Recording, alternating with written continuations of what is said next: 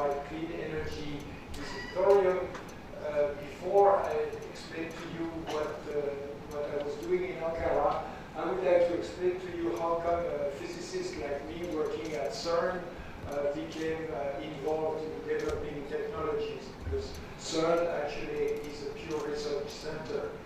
Cern is European Laboratory for Nuclear Research. It's located in Geneva, Switzerland. You can see here a photograph where we drew the outline of the biggest accelerator at Cern, the Large Hadron Collider, the HC. So you can imagine that 100 meters below the drawing, you have a tunnel, 27 kilometers of circumference, in which we collide either protons or, for the experiment on which we work with iron, heavy ions, lead ions. So this is a laboratory entirely dedicated to fundamental research, and I would like to explain to you how come we are also involved in technology developments. So this is the greatest discovery at LHC, the Higgs particle. I'm sorry, I forgot that we have somebody who's going to translate for me, so I was going a bit too fast. Please go ahead. No, it's not working.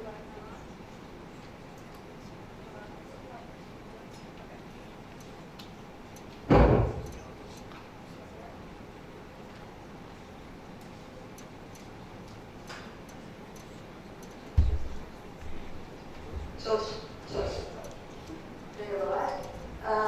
Öncelikle beni buraya davet ettiğiniz için ve Ankara'dan akademik konferanstan buraya gelmemi ikna ettiğiniz için çok teşekkür ederim. Ayben Hanım oradaki konferanstan buraya gelmem için beni ikna etti.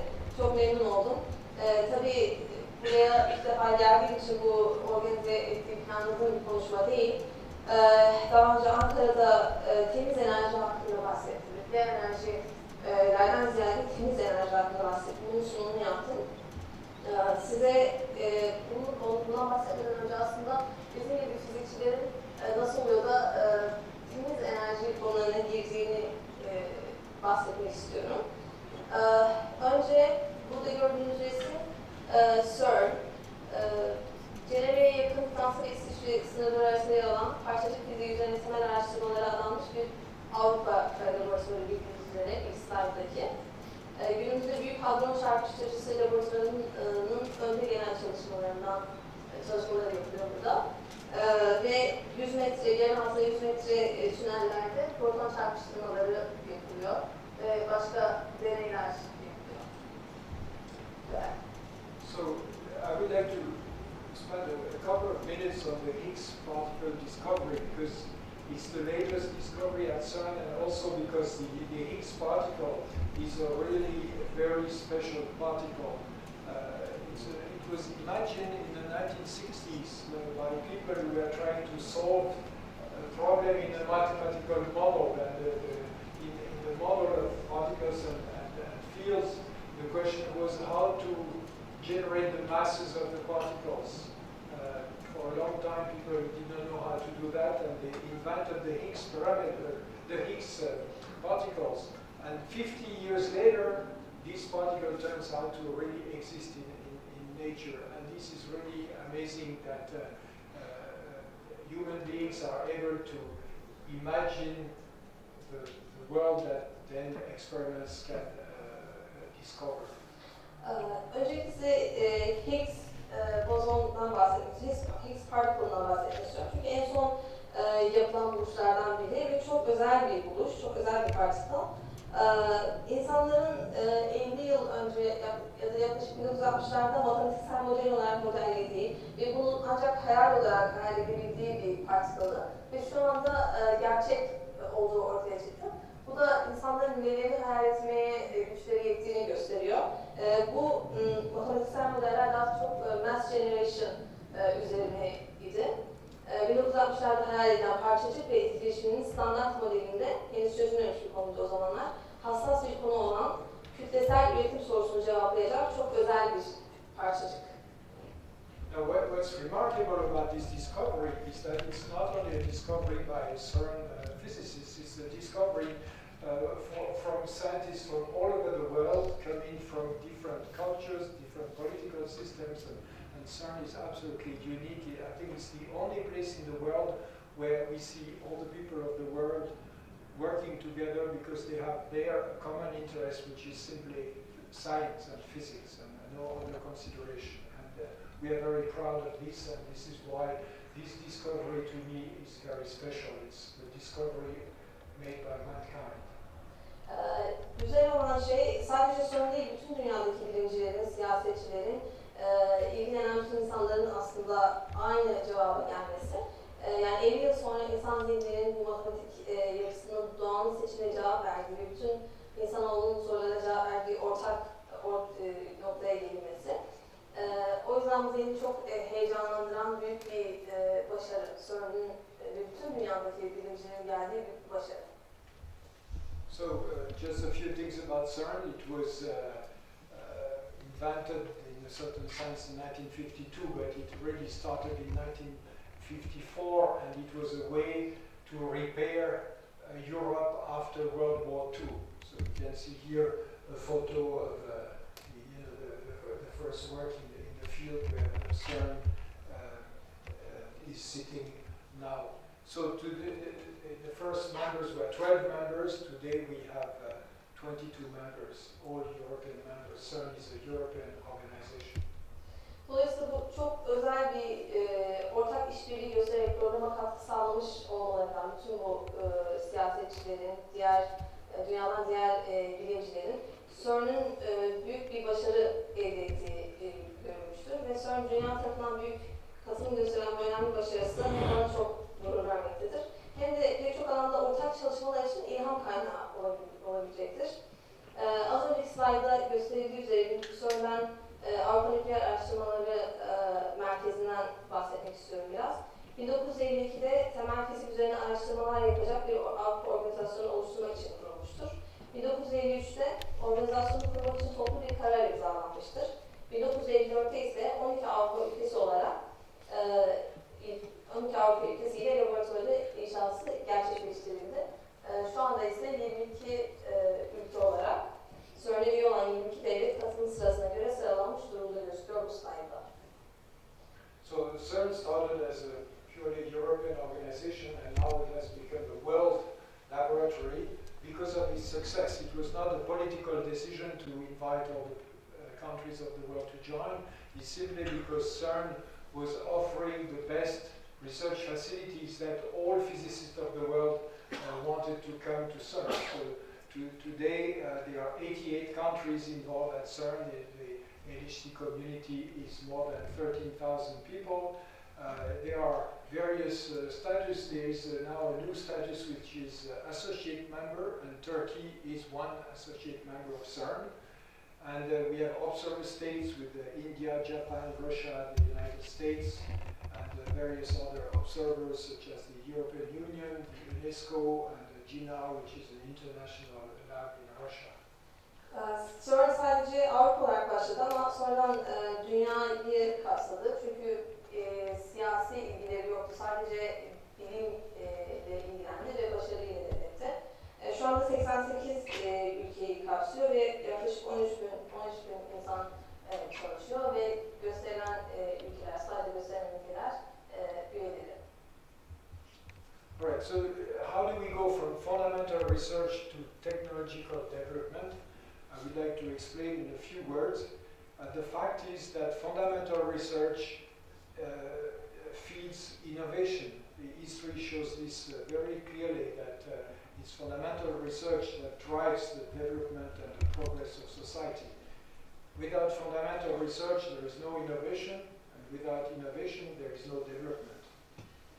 Tarihimize ders verdiği bir husus da şudur. Temel araştırmalar toplumların gelişim ve ilerleyişini sağlayan asıl nedendir. Temel araştırmalar olmazsa inovasyon olmaz, inovasyon olmazsa ise ilerleme olmaz. Temel araştırmalar inovasyonları nasıl beslemektedir peki? So how does it work? How do we go from fundamental research to innovation? There are two basic ways. There is the direct way. For example, I can take the example of Faraday, one of the most famous physicists of the 19th century. Faraday was working in his lab, and his government got annoyed because they said, look, you're doing all kind of useless things in your lab. There are more practical things you could do to help your country. And for instance, we have a big problem with the lighthouses along the coast of England. At that time, those lighthouses were candles, and the soot from the candle was depositing on the lenses, on the mirrors, and so forth. And after some time, there was not enough light, and the boats were crashing on the coast. So the government asked Faraday to help with this problem. Bunun iki yolu var. Bir tanesi direkt olarak temel araştırmalar emosyonları nasıl beslemeyi çözür dedik. Direkt olarak da mesela Faraday'ın çalışmaları. Faraday en başta laboratuvarında çalışırken devlet ona çok gıcık oluyordu. Saçma sapan işler yaptığından bahsediyordu. Çok daha pratik şeyler yapabileceğini düşünüyordu. Mesela o sıralarda White House sorunu vardı. Yani gemilerin yaklaşırken fener, bu fenerin yeteri kadar ışık vermediği ve bazı atıklardan dolayı yere zarar verdiğinden bahsediyordu. Buna bir çözüm getirebileceğinden bahsediyordu.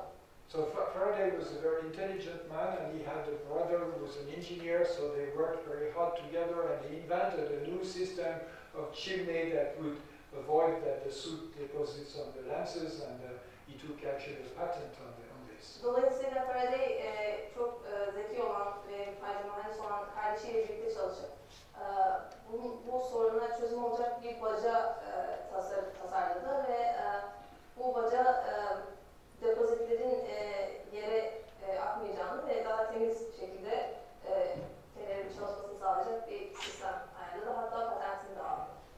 But today, if we remember Faraday, it was not because he improved the candle.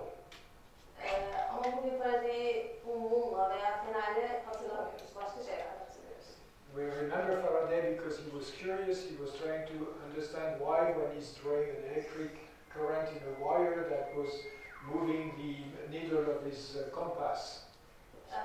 Faraday şu anda pusuladaki iğnenin elektrik elektrik kantasını pusulanın dönmesindeki buluşuyla hatırlıyoruz şu anda. Ve onunla ilgili merakıyla, sorularıyla hatırlıyoruz. And out of this fundamental research, he invented the electric engine, he invented the transformer, he made it possible to have electricity on the streets. So this was the real innovation, and the innovation came from his fundamental research. Bununla birlikte transformer, elektrik, ışıklar ve birçok buluşlarıyla biliyoruz Faraday'i. So this is an example of the direct way that fundamental research feeds innovation. The other way is indirect. To do experiments, we need to develop new tools. And a good example is everything that has to do with medical imaging, for example, which is coming from the detectors of particle physics. Bunun gibi direkt yolların, bunun gibi birçok örneği de var. Mesela protonun spini nükleer manyetik rezonans yöntemiyle tıbbi görüntülemeyi geliştirmiştir veya kuantum alan teorisi sayesinde antimadde, tomografi gibi kullanımına, bu tarz makinelerin kullanımına yol açmıştır. Another example, of course, linked to Cern is also the accelerators that we developed that are now used in medicine. For instance, the accelerators which can destroy the cancer tumors of the retina. Bir farklı bir örnekte dolaylı olarak temel araştırmalar için tasarlanan aygıtlar başka sahalarda kullanılabilir hale gelmiştir. Mesela akselerator, hızlandırıcı, retinadaki kanser hücrelerini öldürmek için kullanılan bir aygıttır. And there are also accelerators using in industry to clean up tires, for example, instead of using solvents. Veya sanayide kullanılan tekerlekleri, lastikleri temizlemek için kullanılan akselatörler var. Çözücüler, kimyasallar yerine kullanılan akselatörler. Nowadays, people also want to use accelerators to clean sewage water, to clean fumes from coal-fired power plants, etc. Veya lağımdaki suları temizlemek için kullanılan akselatörler, hızlandırıcılar bu sebeplerle de kullanılabiliyor. Veya sanayi fabrikalarının çıkardığı kirli havaları temizlemek için de kullanılabiliyor. And today I will talk about a specific application of accelerators to the field of nuclear energy. Bugün akseleratörlerin başka bir alanını, kullanım alanını konuşacağım. O da nükleer enerjideki kullanımı. And what also we witness at Cern is all the young people who come for a few years to do research. After a few years they go to industry and they carry with them all the experience that they have acquired while they were doing research. Cern'de fark ettiğimiz bir şey daha, genç insanların gelip araştırma yapıp ve bu araştırmada edindikleri bilgilerle birlikte sanayiye gidip bunları apply etmeleri. So just a couple of examples which are specific to Cern. Cern built the first PET scanner in the world. It was in collaboration with the Geneva Hospital. It was in 1982. And this was done because Cern developed detectors to detect particles, and now we can detect positronium emission. Bir buluş daha Cern'den PET tarayıcısı, CT scan yani. İlk PET tarayıcısı Cern'de ve Cenevre Kanser Hastanesi'nin ortak çalışmalarıyla meydana gelmiştir. And of course you might know that Cern invented the World Wide Web. You can ask yourself why it was not invented by IBM, which had a lot more resources than Cern. This is again because of the specific needs of particle physics doing larger and larger experiments. Az önce bahsettiğimiz PET tarayıcısının çalışma yöntemi ise Cern'ün particle detektör buluşuyla oluşmuştur. Buluşu bulduğu için PET tarayıcısı bulunmuştur. Ve bir önemli buluş daha ise Cern'ün internet sunucusu ağları keşfetmesi. Aslında bu keşfeden IBM değildi, Cern'di.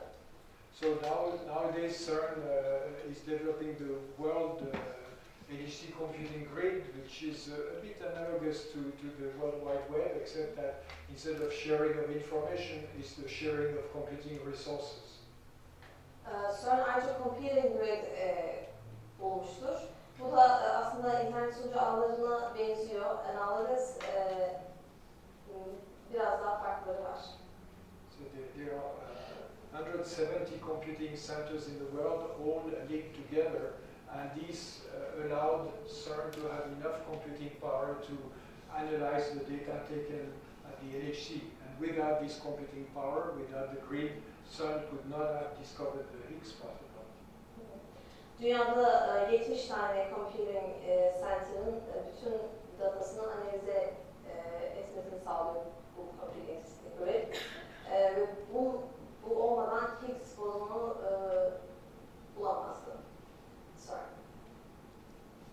So the innovation that I'm going to talk about is the use of accelerators in the energy domain, and it started in the 1990s when Carlo Rubbia, a Nobel Prize laureate, invented the energy amplifier, which is a nuclear system driven by a proton accelerator. Carlo Rubbia enerji amplifier'ını buluş yapmıştır. Ondan bahsedeceğim biraz. So I do not have time to explain to you the details now, but I will come back to this subject in a moment. Şu anda detaylı açıklamayacağım. Biraz sonra tekrar döneceğim bu konuya. So I'm the president of iThEC, the International Toryum Energy Committee. It's a non-profit association under Swiss law, founded in 2012, and the members are physicists, engineers, politicians, and other citizens concerned with energy issues, and acting to promote R&D on the use of thorium in general and accelerator-driven system, or ADS in particular.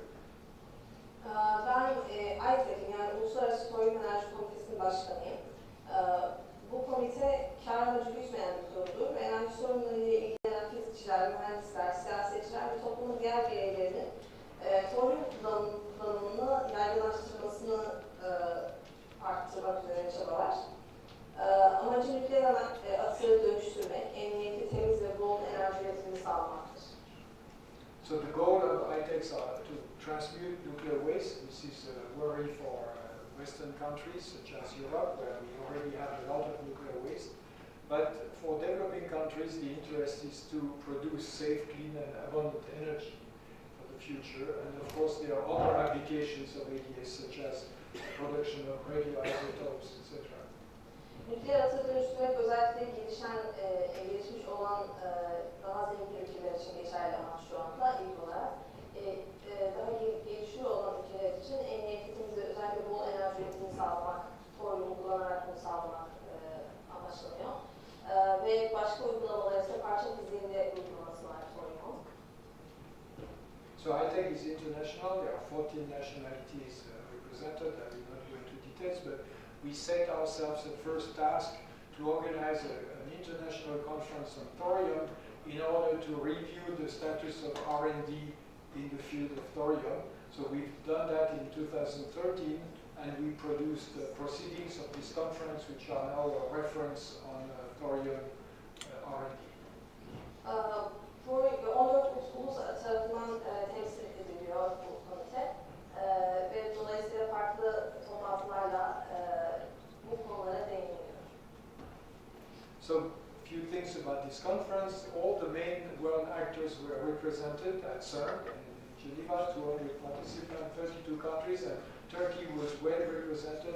Here are the names of various professors who attended, and there were more than 5,000 web connections during the conference, which shows that there was a general interest in the subject. And the conference received support from several scientific and political figures, but most important, it gave also an opportunity for people of different parts of the world to talk. And here you can see, for example, Mr. Anil Kakotkar, who was the chairman of the Indian Atomic Energy Commission, discussing with the Xu Hongjie from Shanghai, who's in charge of the molten salt reactor program in China. Bu tarz toplantılar dünyanın önemli kişilerini kapsıyor ve Türkiye'de de yaptığımız bazı seminerlerde da görülüyor. 5000 kişiden fazla internet üzeri bağlantılarımız da var. Bunları yapmamızın sebebi daha çok yüz yüze konuşabilmek, farkındalık yaratabilmek, özellikle siyasal figürlerle ARGE meselelerini konuşabilmek ve enerji alanında ve özellikle toryum alanında bilgilendirmek. You may recognize here Hans Vlies, the ex-director of the International Atomic Energy Commission. Here is Carlo Robbia, and here is an ex-president of the Swiss Confederation. Uluslararası Atomik Komitenin başkanının resmi var orada. Orada da eski İsviçre başkanının resmi var hesabı. Right, so this conference allowed iThEC to identify a strategically important project for iThEC. And here is a photograph taken with about half of the participants in the Sun globe, and I'm showing this photo just to indicate that there are two Nobel Prize laureates in the assembly. There is Carlo Robbia here, and the other one is Jack Steinberger, who received the Nobel Prize for the discovery of the neon neutrino. Carlo Robbia received the Nobel Prize for the discovery of the W and Z bosons. Burada çok önemli figürler var. Hem siyasi figürler hem de Nobel Prize kazanmış figürler var. Bunlar strateji için önemli aslında bu insanlarla görüşmemiz. So here are the proceedings. I just leave these slides here. All these slides are available on the Cern web page. They are publicly available, and the proceedings have been published by Springer. You can also download from Springer. And this book is now a reference on thorium. Gördüğünüz web sitelerden bu sunumu ve bu gördüğünüz book'u indirebilirsiniz ve daha fazla bilgi edinebilirsiniz. Hepsi internette.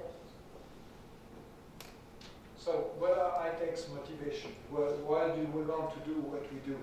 iThEC'i motive eden unsurlar neler? Neden bunu yapmak istiyoruz? Well, society's biggest challenge is replacing fossil fuels. Now, why do we want to replace fossil fuels? First of all, fossil fuels exist in a finite quantity in the Earth crust. Therefore, they're going to run out sooner or later. And for some of them, it's rather sooner than later. For example, for oil, within about 50 years, there will be, it will be really difficult to get oil, so it will become more and more expensive and so forth. For gas, it will take maybe a little bit longer, and for coal, it's of the order of 100 to 150 years maybe. So at least for this reason, we should replace fossil fuel. But there are many reasons why we should not go and burn all the fossil fuels that we can find. First of all, you all know about global warming. Everybody is worried, or most people are worried about this picture, which shows the concentration of CO2 over the past 10,000 years and showing that human activities are really changing this. It is not totally clear how the Earth will respond to this, but there is more and more of a consensus that this is a serious problem. Şu anda günümüzde toplumun en büyük sınavı fosil yakıtlarının yerini doldurmak. Neden bu önemli? Neden fosil yakıtlarında başka bir şeyle yerini doldurmak istiyoruz? Çünkü yeryüzünün tabakalarında bulunan sınırlı miktarda bulunan fosil yakıtları er ya da geç tükenecektir. Bunların bazıları daha erken tükenecektir. Mesela petrol 50 yıl içinde tükeneceği biliniyor. Gaz belki daha geç ama kömür 120 yıl içinde tükeneceği biliniyor. Yeteri kadar fosil yakıtları kullanmaya devam etmek mantıklı değildir. Şu anda küresel ısınma ciddi bir sorun. Tedbir planlamak esas unutulmamalı. Mesela hava kirliliği en önemli küresel ve acil sorunlardan biri. Ve bu konuda bütün ülkelerin ortak anlaşması var. Görülüyor ki şu grafikten de görüldüğü gibi karbondioksit yoğunluğu atmosferde çok fazla ve bu tamamen insanların yaşam tarzlarına bağlı. Bu da küresel ısınmayla birebir alakalı. So even if you're not totally sure about the effect of global warming, I think you should exercise the precautionary principle. Emin olmasan da dünyanın bu tarz bir şeye nasıl cevap vereceğini bundan 50 yıl sonra veya 20 yıl sonra bilemiyoruz. Emin olmasak bile buna göre tedbirler almalıyız. Buna göre davranmalıyız. However, according to me, there is a much more immediate reason to get rid of fossil fuel. Is air pollution. You can see here a photograph taken in Beijing at a rather standard time where pollution is really bad, but it's not only happening in China. Here is Paris in the spring a year ago when the wind blows from Germany, where they have a lot of coal-fired power plants. Paris looks like China. If you go to Seoul in South Korea, where the wind blows from China, Seoul also looks like this, and there are many places in the world where this is the case. In fact, burning coal costs a lot of money. In Europe, we spend of the order 40 billion euro a year in annual healthcare expenses. Şu anda çok daha acil olarak hava kirliliğinden dolayı bu sorunun, küresel ısınmanın çözülmesini istiyor insanlar. Şu ortadaki gördüğünüz resim Çin'deki hava kirliliğini gösteriyor. İnsanlar birbirini göremiyor bile. En sağlıklı resim ise Paris. Paris'in ilkbaharda böyle göründüğünü biliyor musunuz? Çok fazla hava kirliliği var. South Kore'de, Güney Kore'de ise rüzgar, Fransa'dan esen rüzgardan dolayı orada da aynı şekilde birbirinizi göremeyecek şekilde bir hava kirliliği var. Halbuki kömür yapmak çok da pahalı bir şey. 40 milyar yılda harcama sebep oluyor. So actually in China, 500,000 people die each year of air pollution. One death in 8 in the world is due to air pollution. Yarım milyon insan, yılda yarım milyon insan hava kirliliğinden dolayı ölüyor Çin'de. 8 insandan biri, dünya çapında 8 insandan biri sadece hava kirliliğinden dolayı ölüyor. Bu da bunun ne kadar önemli bir sorun olduğunu gösteriyor. So as we speak, 10,000 people die each day of air pollution. Şu anda biz konuşurken bile 10.000 kişi ölüyor demektir. Bu sadece hava kirliliğinden. And then in the end, there are also better uses of fossil fuel. You know that oil is used to make all kind of plastic, rubbers, etc. They are better used than burning it. Aslında yakmaktan çok daha güzel başka kullanımları da var fosil yakıtların. Mesela petrol, plastik, tekerlek, boya gibi deterjan, kozmetik, ilaçlar, bu tarz şeyler de yapılıyor.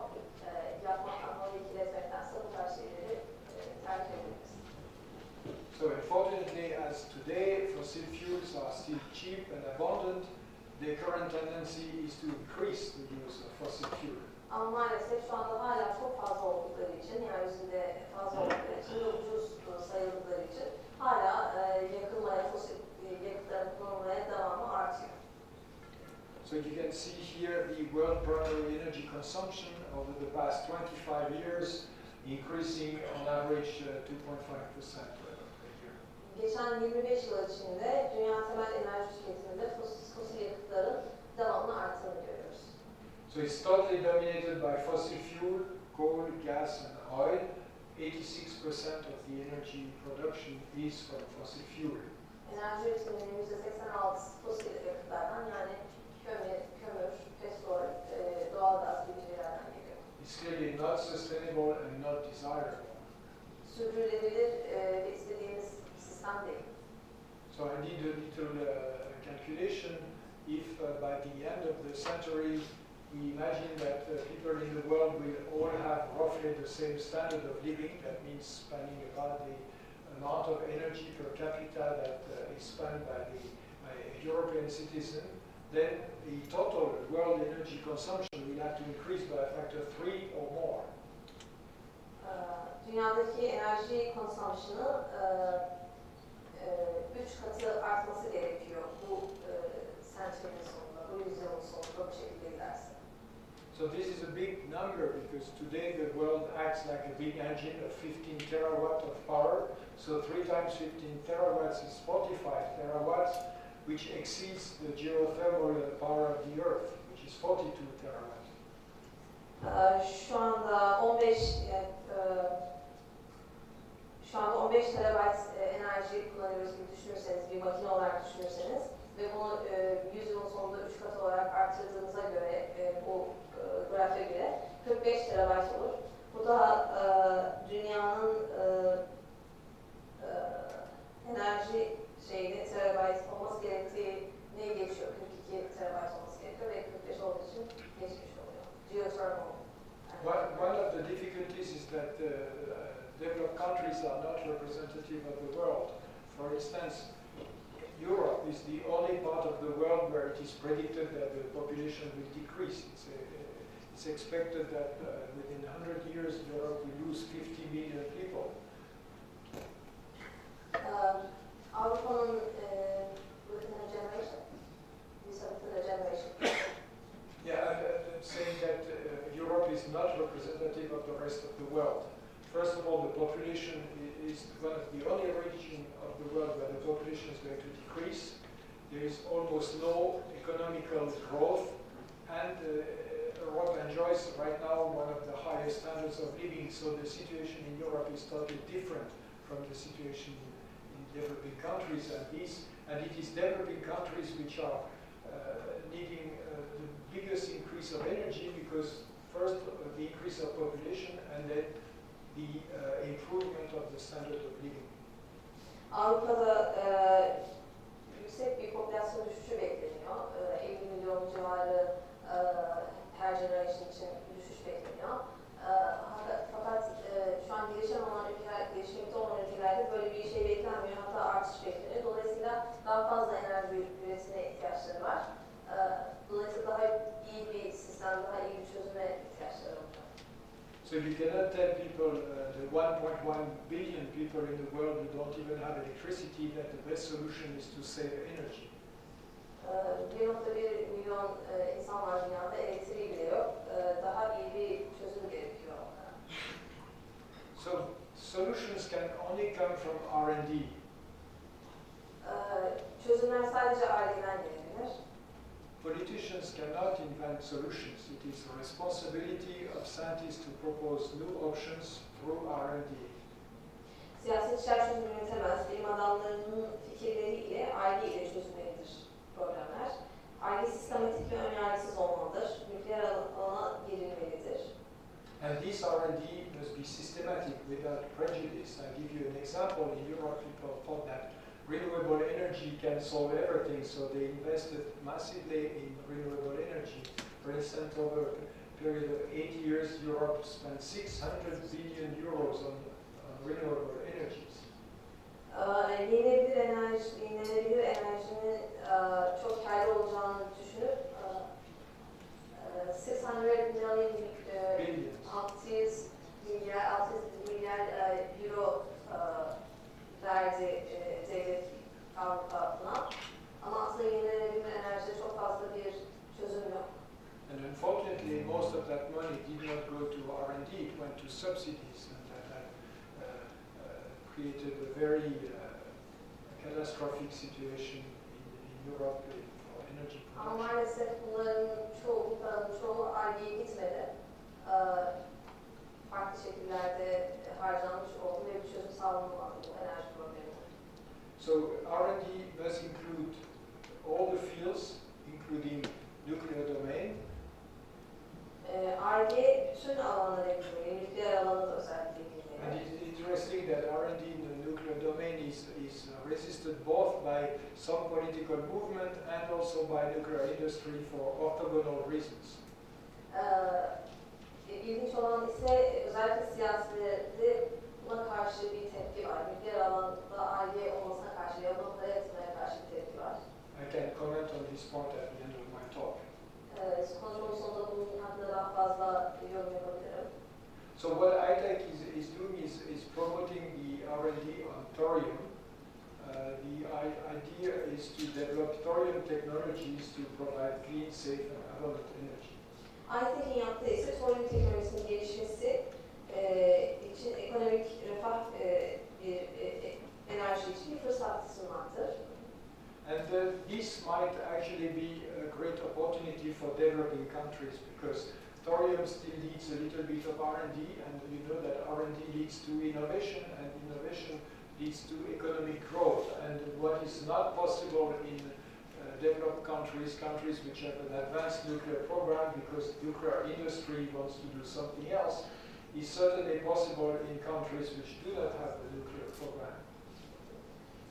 Bu aslında gelişen ülkeler için çok güzel bir fırsat çünkü toryum hala yeni bir teknoloji ve bu demektir ki Ar-Ge alanına girebilir ve ekonomik olarak insanlara iş sağlayabilir. And what iThEC is trying to achieve with the thorium technology is to make nuclear technology acceptable to society. Ve kabul edilebilir bir idea. That last sentence, could you repeat that again? I can repeat because it's a very important point.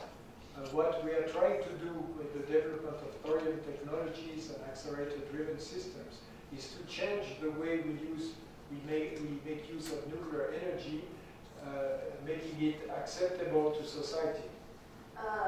Nükleer enerjinin şu andaki kullanımını toryumla değiştirmek ve toplumun kabul edeceği şekilde, nükleer enerji şu an tepkili olduğu için insanlar onların daha kabul edebileceği bir şekilde getirmektir aslında iThEC'in yapmaya çalıştığında. Okay, so in a few slides I would like to explain why we believe that thorium is important for the future. Birazdan neden toryum, neden başka şeyler değil bunu anlatacağım. So thorium, for example, first of all, is very abundant. It's actually 4 times more abundant than uranium in the Earth crust. Toryum aslında çok bol miktarda mevcut. Yeryüzünde uranyumdan 4 kat daha fazla var. And at the Tech 13 conference, Carlo Rubbia made a statement that actually thorium represents a source of energy essentially sustainable on the human time scale. Toryum bütün insanlık boyunca sürdürülebilir bir enerji kaynağı. And in fact, you can see that in the world, Turkey is very well placed in terms of thorium reserve. It's the 6th in the world. So Bu listede gördüğünüz gibi listede Türkiye 6. sırada. Toryum bol var Türkiye'de. Bunu kullanılabilir Türkiye'de. So thorium has a lot of advantages. It's isotopically pure. Saf izotop olması, pure olması bir avantaj. How do I get marks?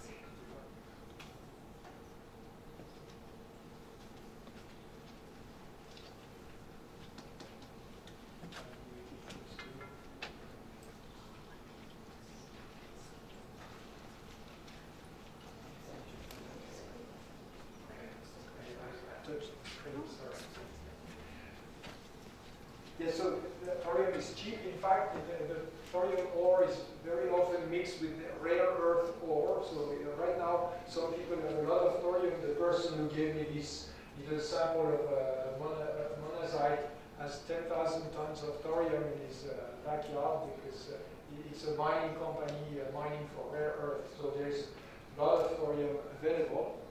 The big advantage of thorium is that there's much smaller production of nuclear waste compared to uranium.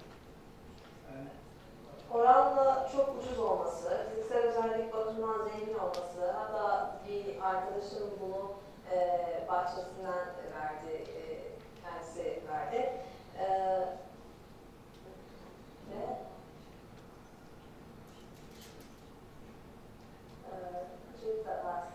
So I say the person who gave me this piece of thorium is running a mine in South Africa and he has 10,000 tons of thorium in his backyard. Güney Afrika'da kendi bahçesinde varmış ve kazı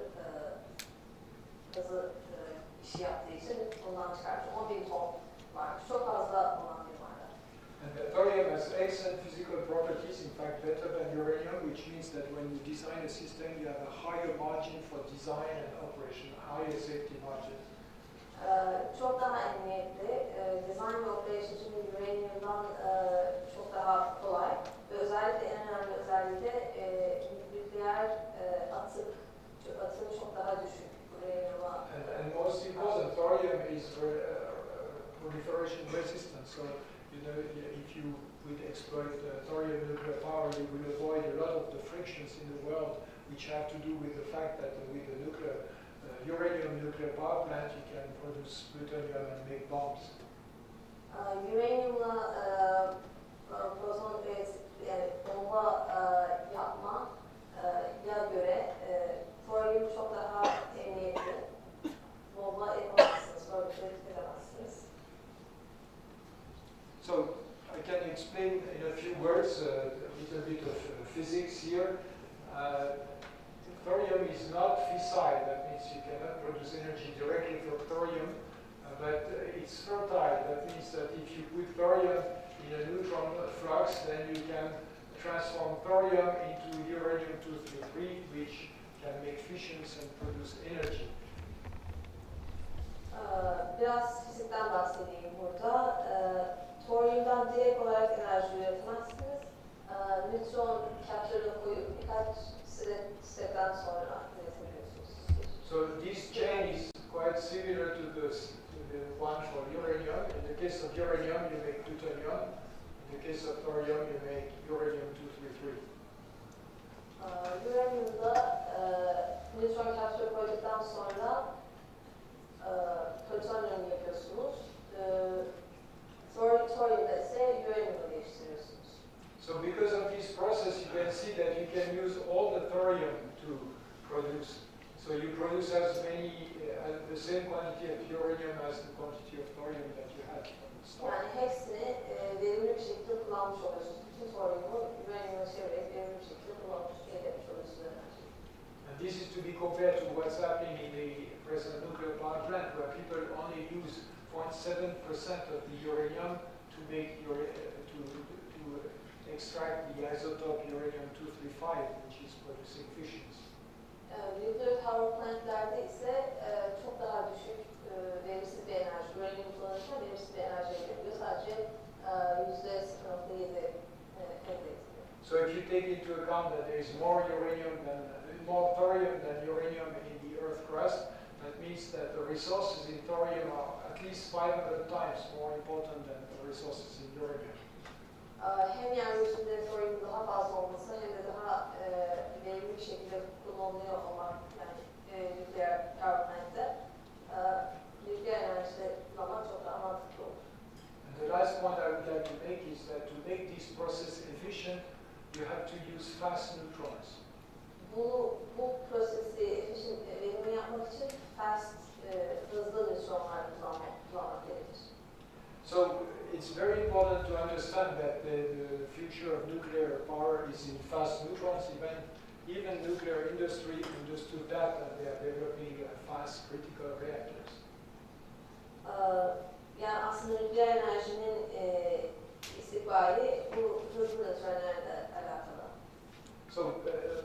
neutrons are, as I said, favorable to breeding, which is the name of the process I just showed. Nükleer enerjinin geleceği hızlı nötron sayesindedir. Nükleer atığı toryum ile birleştirip yakıt olarak kullanma potansiyeli mevcut.